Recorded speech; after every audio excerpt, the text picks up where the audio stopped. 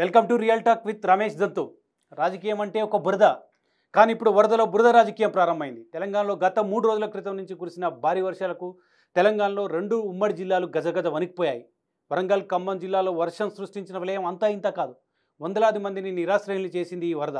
25 మందికి పైగా పొట్టన పెట్టుకుంది.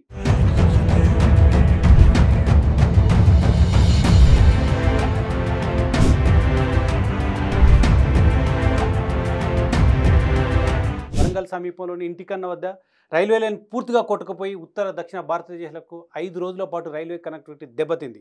ఇంకా రైల్వే లైన్ పునరుద్ధరణ కాలేదు. మరో 2 రోజులైతే కానీ రైల్వే లైన్ పునరుద్ధరయ్యే అవకాశం కూడా లేదు. మరిపేట సమీపంలో మున్నేరు ఒక యువ మహిళా సైంటిస్టును మింగేసింది.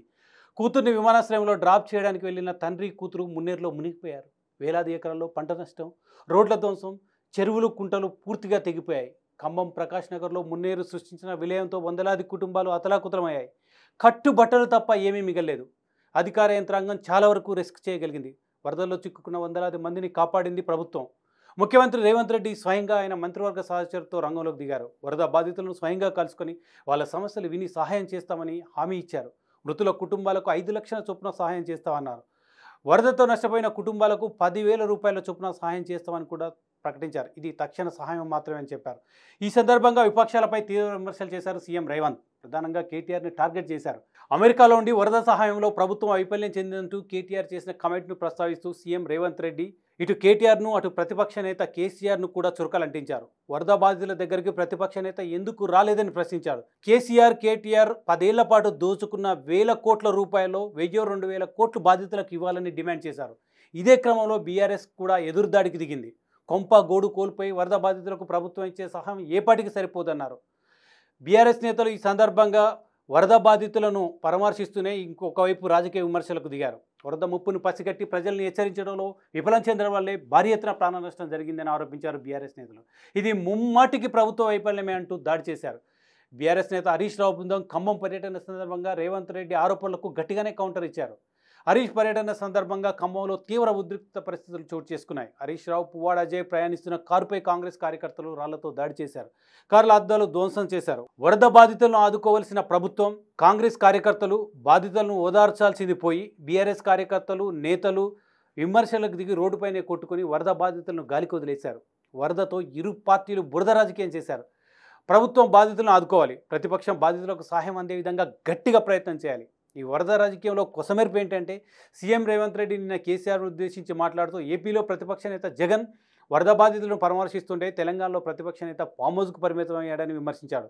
బీఆర్ఎస్ నేతలు ఏపీ ముఖ్యమంత్రి చంద్రబాబు నాయుడు బాధితులను ఎలా ఓదార్చుతూ సహాయం అందిస్తున్నాడో చూడాలని ఉదాహరించారు. ఇది సీఎం రేవంత్ రెడ్డి తెలుసుకోవాలన్నారు. సీఎం రేవంత్ రెడ్డికి జగన్ అంటే గిట్టదు. బీఆర్ఎస్ నేతలకు దోస్తాన జగన్తోనే ఉంది.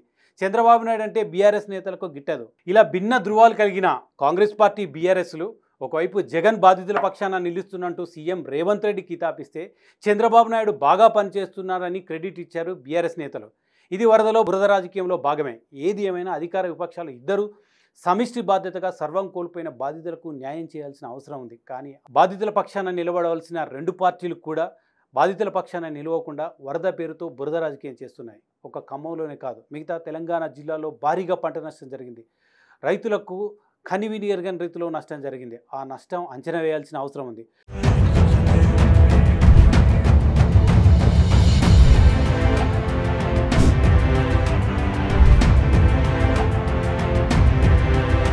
ఇది వరదలో బురద రాజకీయంలో భాగమే.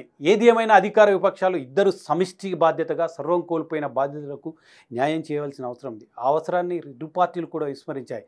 అధికార పార్టీ విమర్శలకు దిగితే దానికి ప్రతిగా విపక్షం కూడా గట్టిగానే కౌంటర్ ఇస్తుంది. అసలు వరద బాధితుల పక్షాన నిలబడ్డది ఎవరు, ప్రభుత్వమా విపక్షమా? దీన్ని తేల్చుకోవాల్సిన అవసరం కూడా ఉంది. ప్రభుత్వం భారీగా సహాయం చేయాల్సిన అవసరం ఉంది. సర్వం కోల్పోయిన బాధితులకు కేవలం 10,000తో సరిపెట్టకుండా మొత్తం ఎంత నష్టం జరిగింది, వాళ్ళు కట్టుబట్టలతో మిగిలిన బాధితులు ఎందరో వాళ్ళకు ఇల్లు సమకూర్చాల్సిన అవసరం ఉంది. ఇంటి సామాగ్రి సమకూర్చాల్సిన అవసరం ఉంది.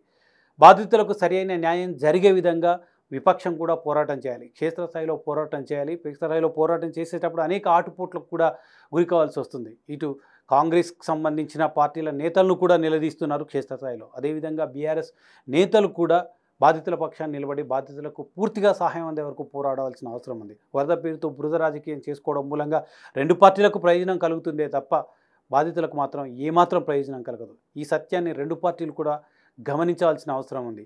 ఇది గమనించకుండా వరద పేరుతో ఇలా రాజకీయం చేసుకుంటూ పోతే ప్రకృతి వైపరీత్యంలో కూడా ఇదే రకంగా ఉంటుంది తప్ప బాధితులకు కానీ సర్వం కోల్పోయిన నిరాశ్రయులైన బాధితులకు కానీ ఏమాత్రం న్యాయం జరిగే అవకాశం లేదు. ఇప్పటికే 25 మందికి పైగా ప్రాణాలు కోల్పోయారు.